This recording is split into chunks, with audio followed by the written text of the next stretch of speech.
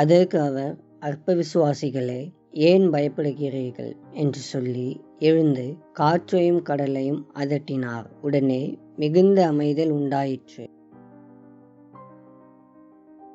மனித வாழ்க்கையானது பெரும்பாலும் குழப்பங்களும் போராட்டங்களும் நிச்சயமற்ற சூழ்நிலைகளையும் கொண்டதாகவே இருக்கிறது.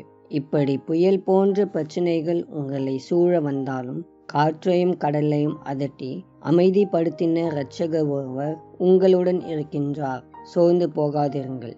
இயேசு கிறிஸ்து உங்களை சுற்றிலும் இருந்து வருகிற புயல்களை அடக்குகிறவராக மட்டுமல்ல, உங்களது உள்ளத்திலிருந்து எழுகிற புயல்களையும் அவர் அமைதிப்படுத்தும் ஆற்றல் உள்ளவராக இருக்கின்றார்.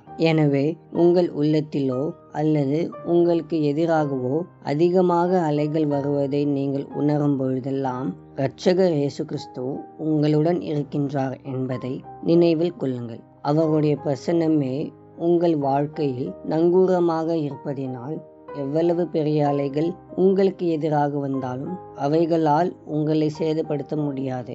அவர் உங்களை எல்லா நாசமோசங்களுக்கும் விலக்கி காப்பார். உங்கள் வாழ்க்கை பாதையில் அவர் உங்களுடன் இருக்கிறாரா என்பதை மட்டும் அவ்வப்போது சோதித்து பார்த்து கொள்ளுங்கள். அன்பின் பரலோக தகப்பனே, நீர் என் வாழ்க்கையில் நங்கூரமாக இருப்பதற்காக உமக்கு நன்றி செலுத்துகிறேன். பயம், குழப்பம் போன்ற சூழ்நிலைகள் என் வாழ்க்கையில் வரும்பொழுதெல்லாம் நீர் என்னுடன் தான் இருக்கின்றீர் என்றும், உம்முடைய கட்டுப்பாட்டை மீறி எதுவும் என்னை அசைக்க முடியாது என்றும் நான் உறுதியாக உம்மை விசுவாசிக்க எனக்கு கிருபை தாரும்.